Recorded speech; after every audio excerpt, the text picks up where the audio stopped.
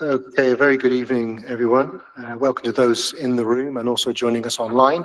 My name is Gareth Sykes. I'm the Governance Officer, and this is the Corporate Committee meeting on Wednesday, the 19th of November.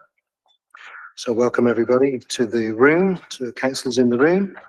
I just want to advise this is a public meeting which will be live streamed for public viewing, and a record of the decisions published hopefully 24 hours after this meeting. Welcome to any press and public. I do not see any press and public in the room, but we've just started, so maybe they'll join us very shortly. I just wanted to remind everybody in the room, and also I notice there's a couple of councillors who joined us online, and I just wanted to say for them and also anybody at home watching or later on, that those members who are joining us virtually are not counted as being present for the purposes of the Local Government Act 1972, and therefore they may not vote on any items. But looking at our agenda, I don't think we've got any items this evening that require a vote. So that's good. But I'll also ask the discretion of the committee chair. You may, however, contribute to the discussion and participate in a non-decision making capacity. So that is the beginning from me, and we now go to the formal agenda. Chair, would you want me to do the first item? Welcome everybody. Welcome everybody. Thanks a lot for coming. I think we'll just start with the first item, which is apologies for absence. Okay, yes, Chair. I've received apologies from Councillor Osen and Councillor Tanaz. So giving apologies, and as alluded to earlier, I can see two members of the committee online, Councillor Sadek and Councillor Suzette Runga, so I welcome them to the meeting. But that is the only apologies I'm aware of, Chair, and I'm not aware of any apologies for lateness, but I am looking over to the committee members to any, have you been notified of any lateness for the meeting, members? No. Right, Chair. So two apologies for absence and no apologies for lateness, Chair. Thanks very much. And second item is declarations of interest. Do we have any declarations of interest? No. Third item is consideration of the minutes of the last meeting and actions list. I've read them thoroughly. They look like a good record for me. Any other amendments to the minutes of the previous meeting? No. Can we agree those? Great. Thanks then. Item 4, questions to the committee. Members of the public may questions from members of the public. I don't see any here. So I think we can go through that one. Yeah, yes, Chair. Just for the record, there are no members of the public or press in the chamber, and I have not received any questions, deputations, or motions in advance of this meeting. Thanks very much. And then so item 5 on to the substantial part of the meeting. Pay policy statement for chief officers. And I gather we've got Tina Dempsey to introduce that item. Is that right? Yeah. Would you mind just introducing yourself and go through it? Thanks. Thank you, Chair. I see that Councillor Williams is also joined online. I don't know whether she wants to introduce the item along with Sandra. Hi, Chair. I'm terribly sorry. I've only just received the link and only informed last night, and I've been out at meetings ever since.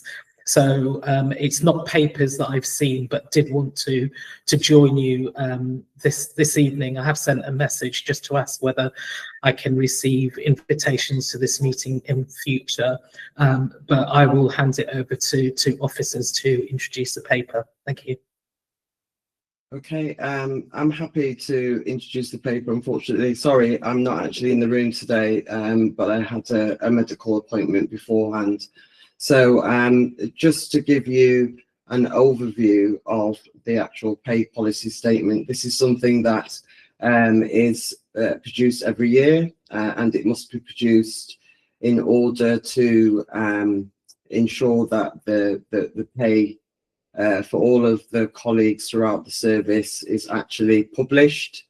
There are, in line with the council's constitution, it comes to this committee in order to be signed off. The council's bound by the process to approve the pay policy statement, which will go to full council. Both the National Joint Committee for Chief Executives and all of the senior officers' pay is actually outlined within the report. I'm not sure if there are any specific statements or questions about the content of the report, which I'm happy to answer. We also have Tina Dempsey, who is in attendance on my behalf and deputising, who can follow up with any further information. Thank you, Tina. Would you just like to just give an overview of the summary for me, please? Yep, will do. Thanks, Sandra. Thanks, Councillor Williams. So in terms of the pay policy statement, there's no substantial changes, as you will see from the report from the previous years. Some of the key highlights that for this year is the financial and pay forecast with a 3% pay increase that is forecast for this year. Obviously, negotiations are still happening. So the council anticipates any significant financial challenges if a nationally negotiated pay deal exceeds that 3% assumption. In terms of our practices, you will see that we have decreased slightly in a positive note in terms of our the increase of the lower staff pay as opposed to the median pay gap of the chief officer, meaning the chief executive, as you see set out in the paper. So, and some of that is literally down to the pay increase around the London living wage from last year. Bonuses, we do not pay bonuses to chief officers. And in terms of the pension, the council will not increase total pension scheme membership or award additional pensions. So they're the basics of the remuneration and pay practices. And in terms of the termination of employment, as set out in our redundancy payments, the policy applies equally to all staff, and payments are based on actual weeks' pay, not the statutory formula, up to a maximum of 30 weeks' pay. And a discretionary severance payment of 70% of the redundancy payment value may also be made. Any severance payments over £100,000 requires approval by a resolution of the full council. So that summarised for you any of the impacts that the pay policy has over 26-27. Thank you. Thanks very much. Yeah, I know the pay gap has narrowed, so I hope that's people view that as a positive development. Just like to ask if there are any questions. Councillor Round.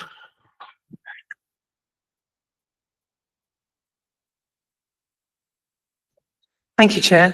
I've got several questions actually. The first question relates to in the summary at the beginning. Point 22 says that the legal requirements to publish a pay policy are broadly drawn and there is considerable discretion over the amount of information that authorities choose to disclose. I wonder if we could have more information about what that discretion is and how much Hackney takes it up. I noticed that a bit further down in point 24, it says it should be noted that actual salaries and other payments made to some officers are required to be published in the annual statement of accounts, and this is done also. So I just wonder if we could have an indication of what those other payments are as they're published in the annual statements of accounts, but that's really quite difficult to dig out. And it does seem to me that in the interests of transparency, which is what this publication is about, that those two payments should be brought together in this report so that we can actually understand what payments are actually being made to senior officers, because my understanding is that the published amounts and the amounts that some officers are getting are actually really quite different.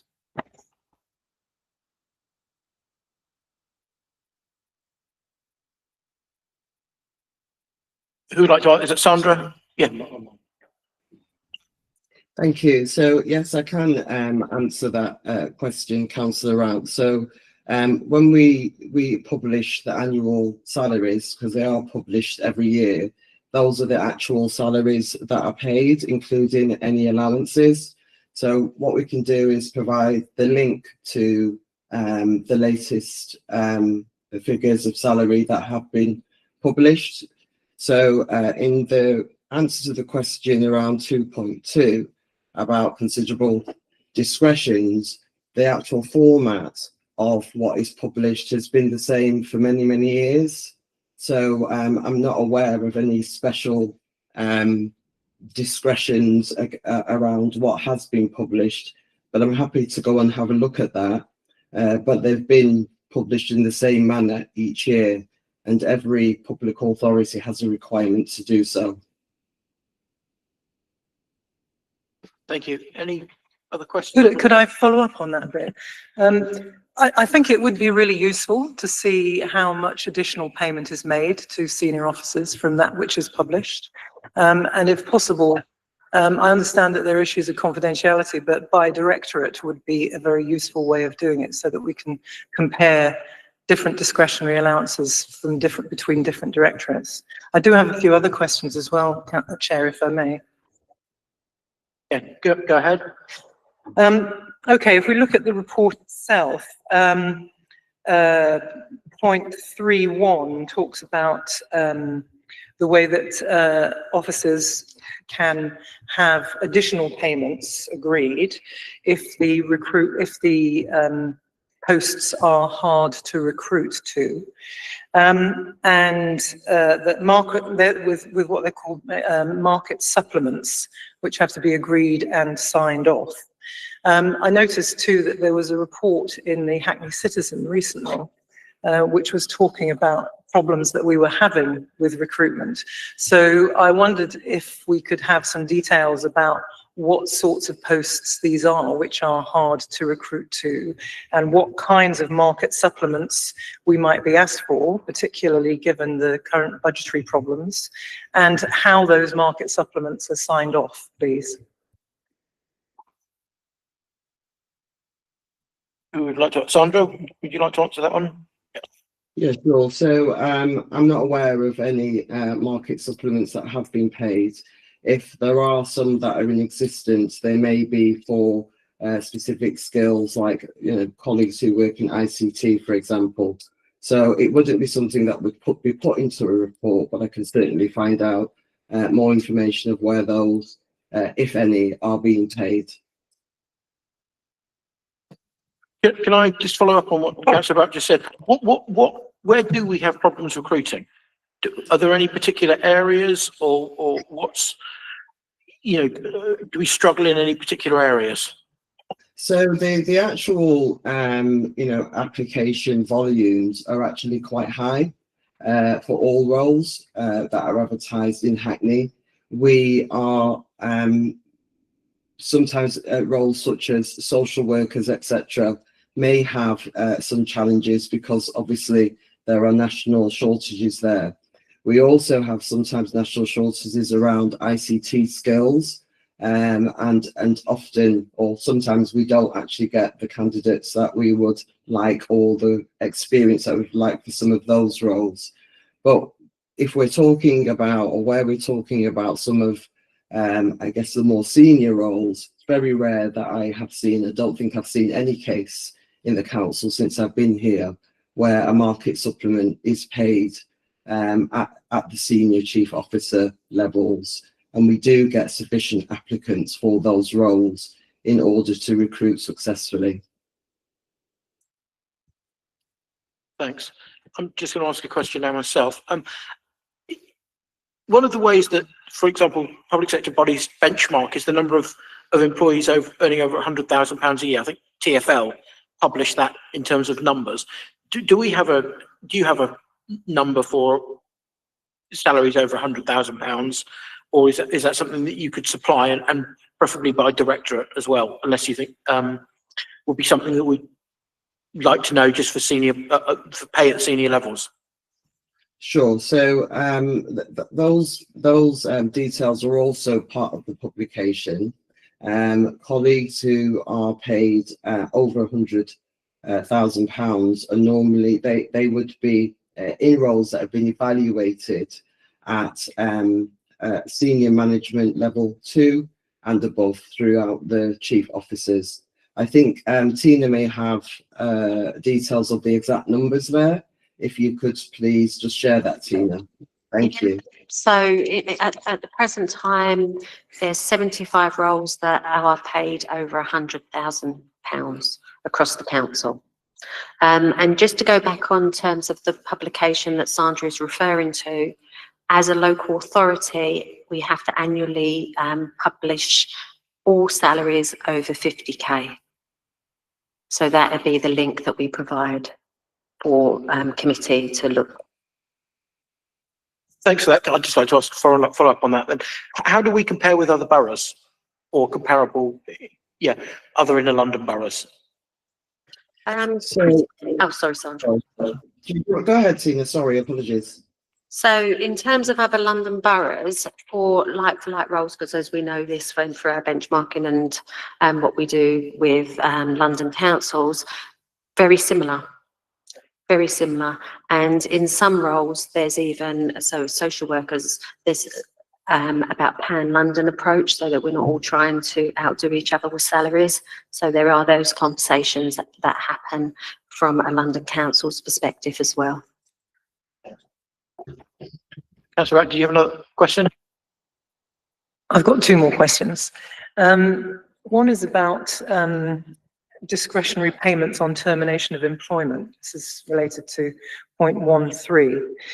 It says, in exceptional circumstances, the council may consider enhanced compensation payments.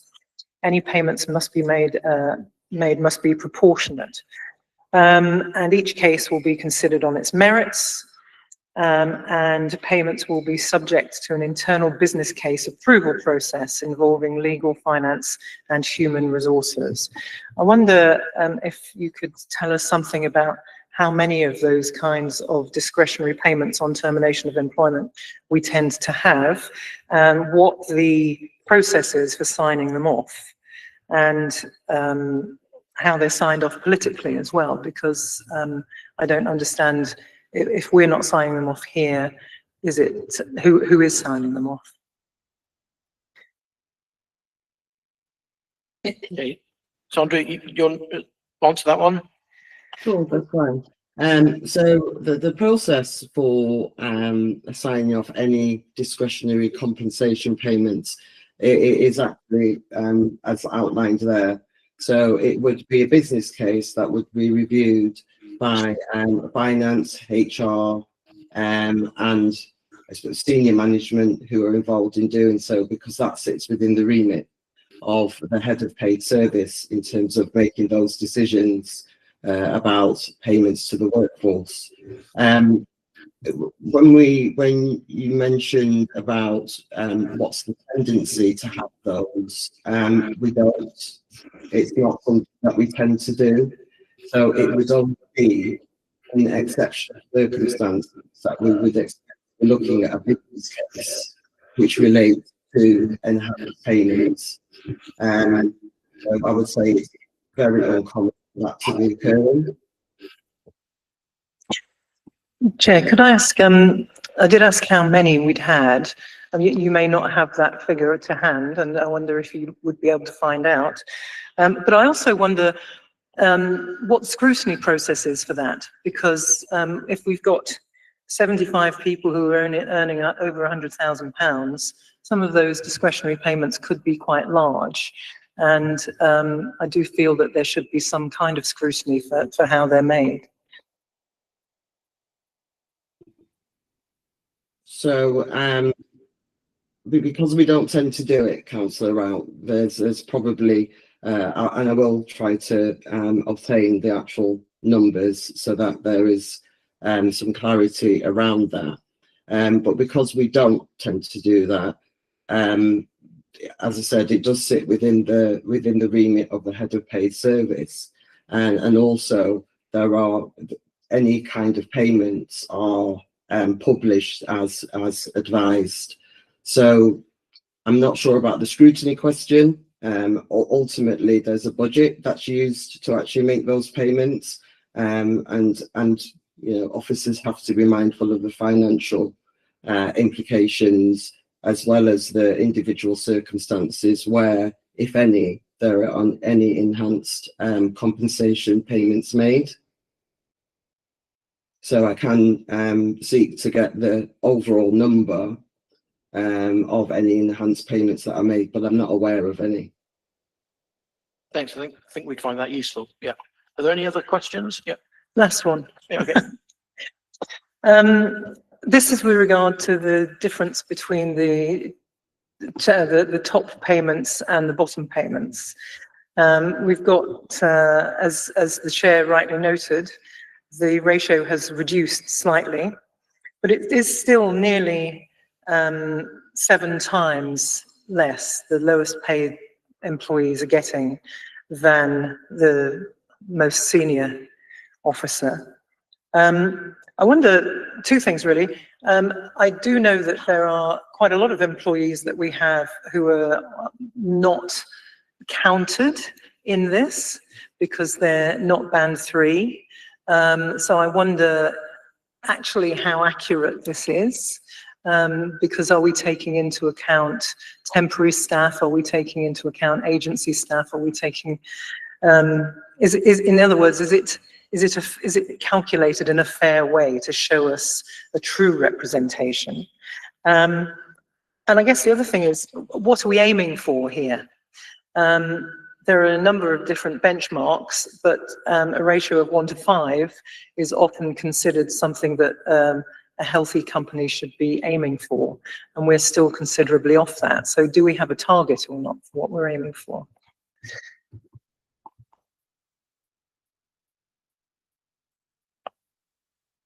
Go ahead, Sandra. Okay, thank you. So firstly, I think we haven't got a target that we're aiming for. It is factually correct in terms of the groups that are used to actually do the ratio. They will be employed. They'll be employed staff, whether permanent or fixed term contract, but they are Hackney employees, whereas agency workers are not. So they would not be included in determining the ratio. Where we talk about fair pay, and you know, obviously where organisations use a ratio of 1 to 5. Hackney, in terms of certainly the most senior colleagues, are in the bottom quartile of what is paid to senior officers or the most senior officer of the council when compared with many of the councils across London. So we would say that we have actually got a ratio in terms of the most junior colleague who is paid that is, I would say it's comparable, if not that there are other councils who actually that ratio is larger than 7. That said, you know, that's something that we are always mindful of and keeping an eye on that. We don't pay, because we pay the London living wage, we don't actually pay colleagues, any colleagues that I'm certainly aware of, below the I think it's scale 3 of the salary range, simply because we are committed to paying the London living wage. So I'm not aware of a large number of colleagues who actually are not paid at that level, because we've made that commitment even for apprentices to be paying the London living wage. Thanks very much. Just like to say how much I appreciate paying the London living wage. Okay, did you have one more question? Is this One more question, yeah. It's a comment really rather than a question, which is that the reason, the report states, for publishing all of this information is to improve transparency and accountability in local government. I think the fact that, you know, I've obviously been through this with a bit of a fine-tooth comb, and I've still come up with quite a lot of questions, to me means that actually, and actually the report itself is pretty much exactly the same as the one that was published last year. I just wonder if it could be time to have a little review of this report and the information which is published, with a commitment to perhaps looking at other additional information that could be included that would improve that transparency and accountability. I suppose that's a question to you, Chair, if that's something you'd like to recommend. Yeah, I mean, that's something that we can consider. I want to have discussions with the cabinet member and the team before we did that, and also to find out what else councils do. I mean, I'd like us to be best practice, I suppose, without being a massive bureaucratic burden. So yeah, I think that's something that we could consider. I wonder if the cabinet member has, or anybody else has any comments on that. Yeah, I think that's a very sensible approach. Have a conversation, I think, particularly with the director of HR, and take professional guidance and have a look at what other councils are doing, whilst also aiming to deliver best practice that others can follow. I'd welcome that as an approach. Thank you, Chair. Thanks. Any other questions? Okay, I think we've just got to note the report. Is that correct? I believe so, Chair. Just to note the report. Can we note the report, please? Yep. Okay, thank you very much. Thanks very much. Now move on to planning code of conduct. Natalie, thank you. Okay. Noted. Thank you, Chair. Good evening, members. I think I know everyone in the room, but I'm Natalie Broughton, Assistant Director of Planning and Building Control. I'm really delighted this evening to be introducing this report on the new Planning Code of Conduct. So the recommendation before you this evening is for Corporate Committee to approve the new Planning Code of Conduct for members, which will replace the existing Planning Code of Practice. Members may be aware that this item has been considered by the Council's Constitution Committee on the 28th of October, and they have recommended that Corporate Committee now approve the new code. The code applies to all councillors, but planning committee members probably in particular. So you will see throughout the report and within the code itself, there's either reference to councillors or specific reference to members of the planning subcommittee. Should probably say that the existing code has been in place for some time in Hackney and has been working well. And this report really just seeks approval for updates to reflect existing practices, current practices, and indeed best practice. So I'd like to also just highlight that this has very much been a collaboration between the planning service, legal services and governance services. So we've been working on the code for some time now, and all three services have really collaborated and pulled this together. So if I can just put on record my thanks to the planning team. We've got John Sang, who's joined us remotely today. Also Gareth Sykes and also the legal services. So you know, a good example of some collaboration between council services here. In addition to the endorsement by the Constitution Committee, again, members will be aware that we've also had a drop-in session with Planning Committee members and have involved the Chair of Planning Committee in the preparation of the code, just to ensure that the code was clear and there weren't any issues in terms of clarity. And also just to highlight, if I can share, that following approval at corporate committee, we will circulate the code more widely to all members and make sure that it's shared again following the local elections in May. I'm not going to go into too much detail around the code itself, but if I could just really highlight the key objectives and then some aspects of the code. So there are three objectives. The first is to provide clarity and advice to support all elected councillors. The second is to ensure that councillors of the planning subcommittee, as well as other elected councillors, act reasonably and openly, and that planning decisions are made impartially with sound judgment and for justifiable reasons. And thirdly, it's to protect the council and individual members from allegations of unfairness and findings of maladministration and any legal challenge. So it's really in everyone's interest to have an up-to-date code of conduct.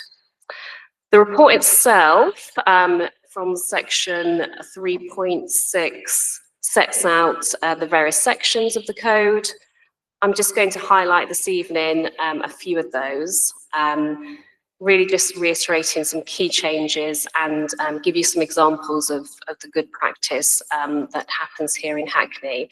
So the first is, I just wanted to highlight the training that we currently offer for planning committee, which is also embedded into the code. This is really seen as good practice across nationally and reflects what's currently being proposed and consulted on through government reforms to planning committees. So I think we've got a really good programme of planning committee training in place. We have our annual planning committee training as well as thematic training and our member site visits. And we were able, in responding to the consultation to government reforms to planning committee, to highlight the good practice that's already underway in Hackney. The second thing I want to highlight is the section on lobbying, because this is an area that has been updated if you compare the existing code to the proposed code. So the new code is very clear that lobbying is a normal and proper part of the political process. It acknowledges that those who may be affected by a planning decision will often seek to influence it through approach to ward councillors or, on occasion, planning subcommittee members.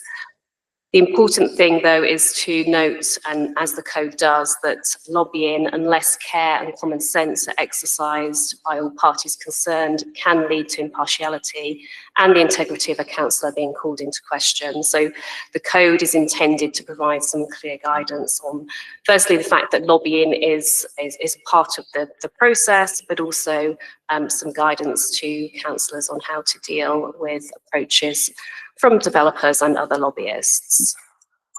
There is new content throughout the code, so that this proposed code is quite a bit larger than the original code, because it provides guidance not just to planning committee members but to all councillors. But there is new code, new content throughout new content throughout the code on things like site visits, public speaking and voting at planning committee.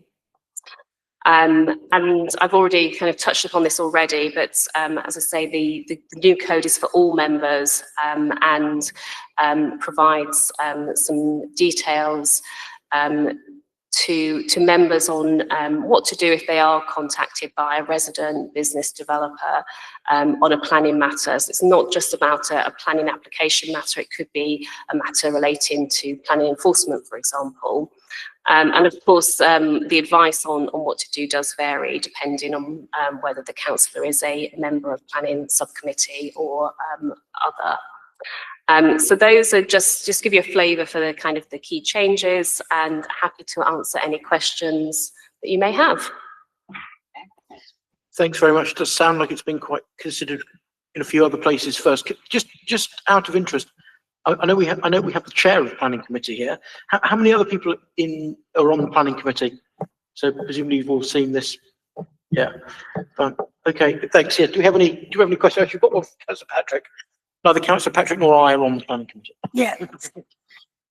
Yeah, as the cat said, I'm not on the planning committee. I did read it though, because I found it quite helpful. I was on the planning committee. I don't know what my colleagues say who are on it. But my question is, I'm curious. I sit on licensing, and on licensing committee, you're not allowed to participate in the licensing hearing. I know it's different legislation that a lot for your own ward. So, but you can judge a planning application that is in your own ward. And I would have thought you're open to perhaps bias or you'd have a view on it. I think it'd be very difficult not to have a view on it, no matter how hard you try, perhaps. And I just wondered why licensing you can't and planning you can determine something in your own walls. Thanks, Councillor Patrick. This question did come up at Constitution Committee actually, and I was supported by Louise Humphreys at the time, so it's quite helpful that you raise it again. But that's right. So the fact that a planning committee member is the fact that an application comes forward in a ward where a planning committee member may be a ward member does not automatically mean that that member can't consider and vote on the application. So it's really for each individual member to decide whether they have any interest, pecuniary interests or other. But that is correct, and that, as you pointed out, that is clarified within the code itself. I'm afraid I don't know why there's a different approach to licensing, as that's not, there may well be, but I can take that away and ask colleagues in licensing and legal colleagues what the difference is, if that's helpful.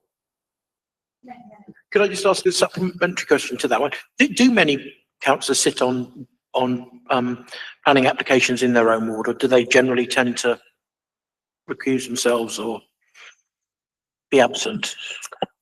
I don't think there's, I'm looking towards my planning committee now, but I don't recall, and actually Gareth, I don't recall many examples actually at planning committee where members say that they're unable to vote. It may be that there are examples where they've been involved in discussions and they acknowledge that, pre-application discussions, or have been lobbied, for example, and that is sometimes declared, but members then go on to indicate that that hasn't impacted their ability to consider the item openly. Yeah, I don't recall any examples actually at the moment. And just to add to that, obviously in my role as a governance officer, excuse me, obviously they would normally contact me in advance as such, and I would copy in obviously the legal officer as well.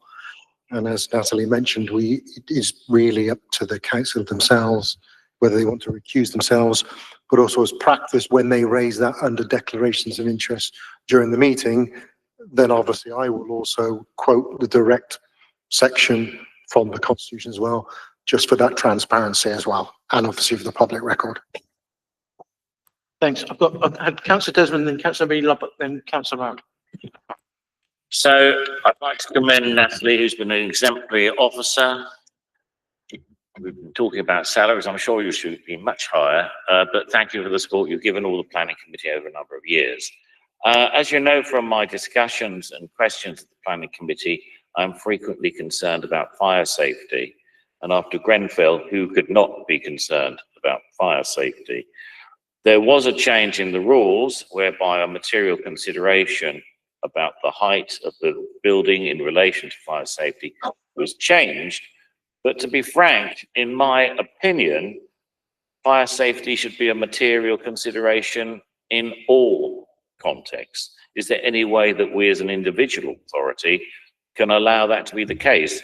Because I do think, even if you have a 3 or 4 story building, it should be a factor. And in fact, going on to issues relating my ward, there are some buildings, which I hope I wasn't on the committee that gave planning permission, where the residents have been unable to sell them because the cladding is not fire safe. So it's a general problem, which I'd like to see if there's any independence for us to change or intervene in respect of our particular committee. Thank you, councillor. Yes, so there's also a kind of a legal point here, isn't there, around different regimes. So you'll be aware from sitting on planning committee and your planning committee training that if it's an area that is dealt with through other legislation, then that's a matter. So often, and in any case, this is something that's covered by our building regulations. I think there was post Grenfell a change, as you indicate, in some policy through the London Plan in particular for certain buildings where there was the introduction of this kind of consideration at the planning stage in terms of kind of fire safety statements. So that was, as I say, introduced through the London Plan. Yeah, I guess we just, in terms of future kind of policy making and plan making, of course, there will be a new London Plan coming forward from next year onwards and a new local plan. In developing policy, we just need to be very mindful of just making sure there's that clear separation between planning and what the requirements are in building regulations. So I think it's something that we would obviously scope out as part of a local plan review, but in order for any new local plan to be sound, we need to make sure that we're not covering elements that are otherwise covered in other legislation. And in this particular case, we're talking about building regulations. Thank you very much. I just kind of wanted to clarify something around what it means to be a lobbyist. So in one of the rules here, it says that if a lobbyist wants a meeting with the mayor or a member, then the assistant director should join. But if it's a subcommittee member, then it seems as if just a planning officer should join. I'm also wondering whether, you know, a lobbyist counts as if it's a resident or something like that, and they wanted to have a meeting just to discuss that planning application. Is it intended that then a planning officer should join that as well? I think it would help to have a little bit of clarity about that. And in addition, there's a rule here that says that if a member or the mayor speaks in favour or against a planning application during the meeting, they should leave after a certain point, so that they're not as seen to be putting any pressure on the members of the committee. I'm just wondering if we could maybe change that to put the onus onto the chair to ask them to leave, because I can foresee a situation where a member might forget to leave, and then that might bring on an accusation of undue influence. I'll deal with the last one first, if that's okay. I think in practice that probably does happen. Just reflecting on kind of past meetings, I think it's helpful for it to be acknowledged within the code so that members know in advance what's expected. But I think in practice, if the member then isn't familiar or has forgotten, then the chair will step in and be clear on that. And of course, planning committee is supported by myself or a senior officer and a legal representative as well. So kind of ensure that does happen. Your question around, is the microphone okay still? Yeah. The question around lobbyists, I think we were quite keen to ensure that it remains quite broad in terms of its definition. I think that's kind of the government guidance on this, that it's really anybody who has particular interest in a planning application. And I guess the point with kind of lobbyists is that they have a particular view, and it might not be, a kind of fair and balanced view expressing kind of both sides of the benefits and harm of a proposal. So it's quite a broad term. So it could be a developer, it could be a resident, and I think that's kind of as you described. I think that it's a slightly different approach for planning committee members, because I think in most it's for the planning committee member to decide how they want to deal with lobbyists and lobbyist material. Extra care needs to be taken around that. But it's also advisable for other members, if they are approached by lobbyists, to contact the planning department and get some support there. So I think, in a way, planning committee members are potentially more vulnerable because they have to, they're making decisions on things. But the point around lobbyists expressing one side of the story and perhaps not all of the benefits and harm is why it's important for kind of members to be aware of that and to seek support from officers across the board. Just on that point, so 14.7, where it says if the elected mayor or a councillor is approached by a lobbyist and considers such a meeting to be appropriate, it is advisable for the assistant director of planning and building control or a nominated deputy to also attend the meeting. So if we are approached by a resident, then the advice would be not to have a meeting with them, forward any of that correspondence to the planning department, and if we do think it's appropriate to have a meeting, to request the attendance of the assistant director.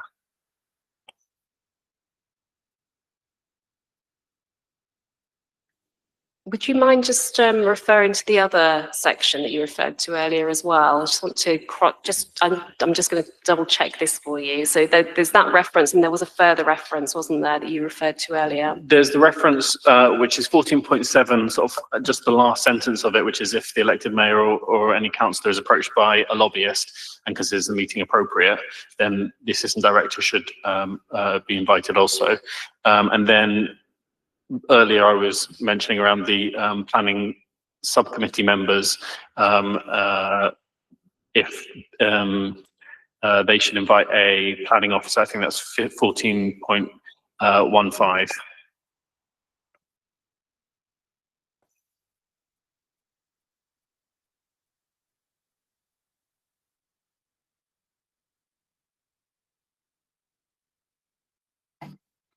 Thank you, Councillor.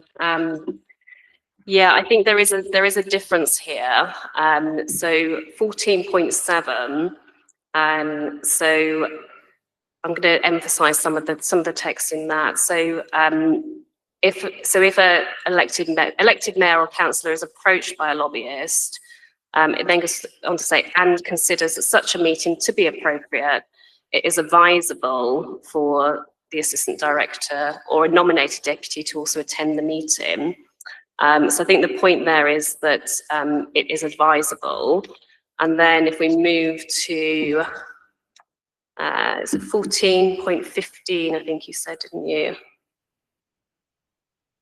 So this bit here is where a subcommittee member receives a request to meet a lobbyist about a live planning application or potential future application. They should follow the steps set out in the previous paragraph. There's a slight difference here that we've got and give careful consideration as to whether this would be appropriate given the need to avoid bias and predetermination. And if they decide to proceed, they should be accompanied by a planning officer. So I think the differences are important, but I get your point around one is referencing the assistant director and one is referencing the planning officer. So I think there is scope just to change that so at least it's equal. So is it okay, just to clarify, so it feels as if it might be a bit onerous for any time that we're approached about any planning application by a resident, if they're considered also to be a lobbyist, to before having any meeting, if they've got any concerns about planning applications in our ward, say, if we are not a member of the planning committee, to invite the assistant director or a planning officer to that meeting. It feels like that might be overkill if it's a resident, where we have a duty to them as residents to hear their concerns, obviously without prejudging it, especially if we were on the planning committee. But if we're not, to have a meeting with them, does it? I don't know if it feels practical to have a planning officer at every one of those meetings, because I think we all do get contacted quite a lot about planning applications, and it's to say that we can't have a meeting without someone there would be, I think, quite difficult. Thanks, Chair. Yes, I agree with that. So I'm happy to make some amendments to that. So I think there does need to be a difference between the two, and I think it's kind of almost there. But I'm happy to amend. I think it would be 14.7 rather than 14.15. Just that last sentence, just to clarify. And I think, Chair, I think the change there is along the lines of it may be advisable, and perhaps we just review whether it's the assistant director or a planning officer, if that works for you, councillor. Yeah, I think that would be good, and maybe when this is circulated, we could give a bit more guidance to councillors, just so they can read that correctly and not feel inhibited from speaking to residents. Yeah, thanks for that. I'm just wondering, can we actually change it now, or I mean, what will be the process? Because I don't want us to agree to something here to do something that we don't really have the power to do. Do we know that, or can we take it offline and explore it later for the next meeting? Is that okay?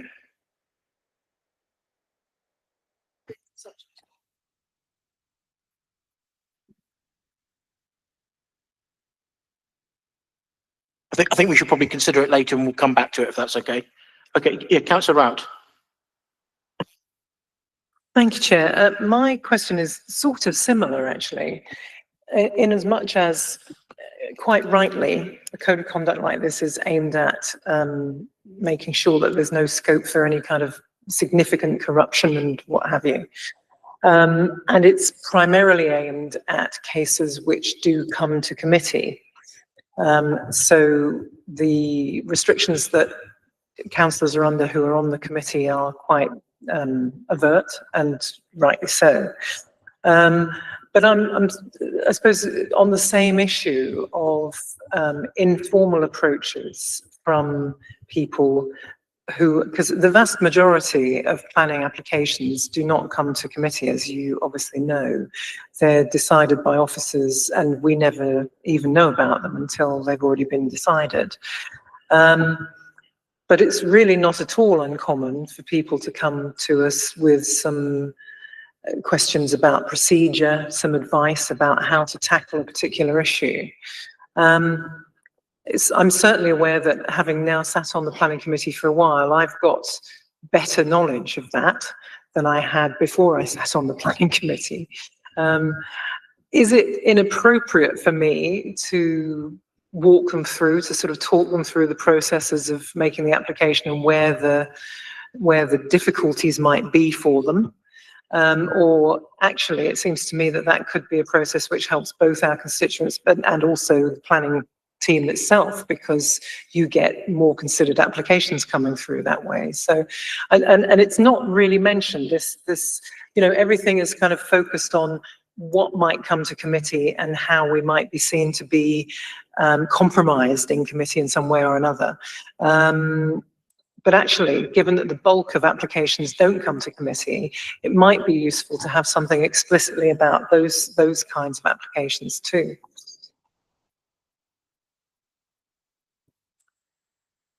Yes, I think that obviously the code is looking at protecting members of planning committee and making sure that all due process is undertaken, but it is also about engagement of all councillors in the planning process.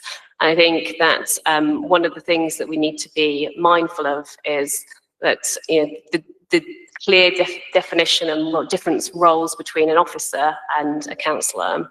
So throughout the code, it indicates kind of different scenarios around, you know, if there is a complaint, then that goes through the complaints process and officers deal with that rather than kind of a member issue. And then there's another example around kind of pre-application discussions. So if you know, members might get involved in a kind of pre-application discussion, the council has and officers provide that as a service, and you know, we need to make sure that there's those clear boundaries and there's clarity on the different roles. So I think what you just described to me, Councillor Roots, was kind of what I would consider advice that's best to come from officers. So if a resident wants advice on the planning process and how to submit an application or any advice around the proposal itself, then I think that's important that that comes to officers rather than members. The intention of the code is to clarify that.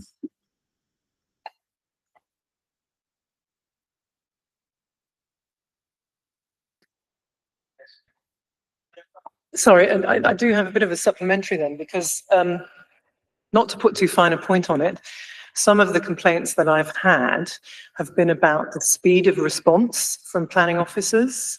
The fact that it's quite often everybody understands that the planning team is very heavily worked. And it would seem that what you're saying is that we have to push more work in the direction of planning officers. Do you feel that you actually got the staff to deal with the extra requests?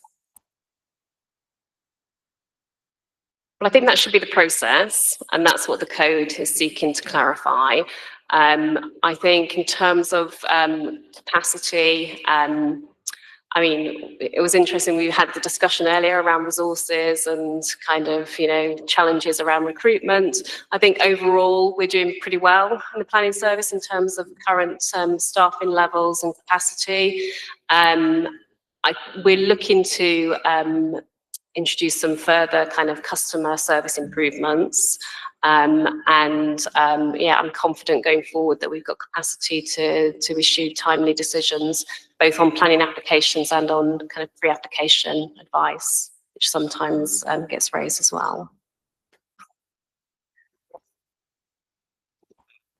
I think you've got a point of order. Yeah, point of order. I was just wondering whether the committee can delegate responsibility to an officer to amend the wording of this after the meeting. Is that something that we're able to do? I don't know. That's a really good question. We've got a legal officer here. What do you think? Or is that something that we can't? Or is that something that should we come back to this next time? We can come back to it, but I'm just looking at the terms of reference, which does say we can adopt the planning code of practice. But seeing as I just wonder if it's something that needs to go back to the Constitution Committee, seeing as it's going to go into the Constitution. So I would just wonder if it's something that I can come back with on. Okay, I mean, it sounds like we may have to defer this item. Yeah, we can carry on with this item now, but it may be that I don't think we can approve it because I just don't think we've got an answer for that, to be honest. So I'm going to ask that first of all, we'll have Councillor Narcos's question while we just have a think about that. So yeah, I had a few questions. One of mine was very much some sort of same vein as the past couple of questions around how members balance kind of advocacy and impartiality in terms of sort of planning decisions. Obviously, you know, we are there to democratically represent the views of our residents. I think, you know, there seems to be a sort of few grey areas in how best to do that and how to sort of stay on the right side of the guidance. And one thing perhaps could be useful is, you know, a bit more detail in kind of the different ways councillors can positively engage with this process beyond just sort of directing residents to respond to planning applications. Because I think, you know, there's obviously a lot of pressure on us to, you know, residents expect strong advocacy from their councillors, and, you know, and a lot of planning issues are very emotive for residents. They have a big impact on them, and, you know, how we kind of can do that most effectively whilst staying on the right side of this, whether, you know, part of the training for members, both on the committee and more, you know, how we kind of can do that most effectively whilst staying on the right side of this, whether, you know, part of the training for members, both on the committee and more widely, you know, include sort of some kind of case study examples of kind of best practice. I think that might be a good way of navigating some of these questions. Yeah, I just wondered if that was something that had been considered as well. Thank you, Councillor Norcross. And again, this is a matter that got raised at the Constitution Committee. So I think it's something that we're happy to take forward and provide some further guidance to members on how they can actively and positively support residents and indeed businesses going forward in the planning process. So yeah, really happy to take that away as something that we can implement as part of rolling out and sharing details of the code with all councillors. Thank you. Yeah, just I had a couple more. So one of them was on training as well. Obviously, I'm one of the members who is on the planning committee. I think the training that you offer is really good and really helpful. I think it's referenced in here, but it's also my understanding that the government reforms around planning include sort of standardizing training that's offered to members involved in the planning process. And I just wondered if you knew more about that and how that might affect the planning training that we give as a local authority. Just so I'm clear, is that in connection with the government reforms to planning committee? Is John still on the call? John, I don't know if you heard that question, but I think I'll bring you in to stop me kind of just doing a to and fro with members at the moment. But I think I'm right in thinking that the reform would require kind of a declaration. Are there proposals in terms of standardising what the training would involve? Yeah, Natalie, the latest on this is that there'll be a further round of consultations on the back of the initial paper. So nothing has been agreed yet, but I understand that this month there'll be further consultations in respect of the planning reforms. And so, final question from me. I think this code is really good. I think there's a lot of really good stuff in here. It's really helpful to have it all laid out in the way it is. I did have a question around kind of enforcement and monitoring, and I was just wondering, it is very detailed, and if there will be mechanisms in place to sort of ensure that it's complied with, both, I guess, by members who are on the committee, but also councillors and elected members more widely. Was that a question around how we're going to enforce the code and monitor compliance? I don't think we have anything. Obviously, we kind of have there are processes in place whereby we ensure that members, for example, undertake the annual planning committee training, and that's kind of monitored through our work with governance services. So I think there are elements of the code that are already kind of monitored and enforced through that process. That's the main one that kind of springs to mind in terms of enforcement. And of course, if something arises and there is a potential conflict with the code, then that's something that we can kind of deal with and highlight as and when that arises. Thanks very much. Just in terms of how to proceed, I mean, I think we need to note this, but I think we need to come back to it, because I don't think that we can approve something. I mean, it's subject to some changes that need clarification. So I suggest we note this, and then we'll probably come back to it at our next meeting after discussions with the Constitutional Committee. Is that right, Gareth? Yes, just when the other questions were going on, I was just looking at the timetable. Obviously, the Constitution Committee have already seen this in October. We're obviously seeing it now.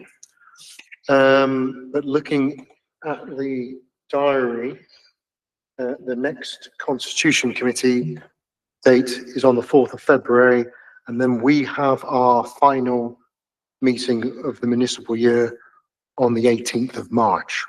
So just to make you aware of those dates. So we'll reconsider it then, if that's okay, because I just don't feel comfortable agreeing something that that hasn't been considered by them as well.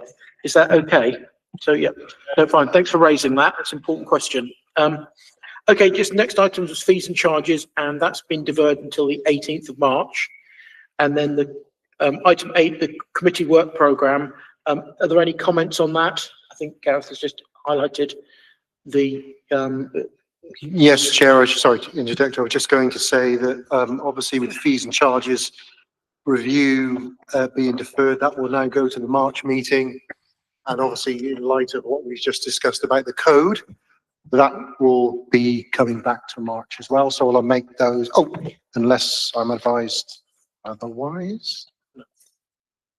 Yes. Yes. Okay.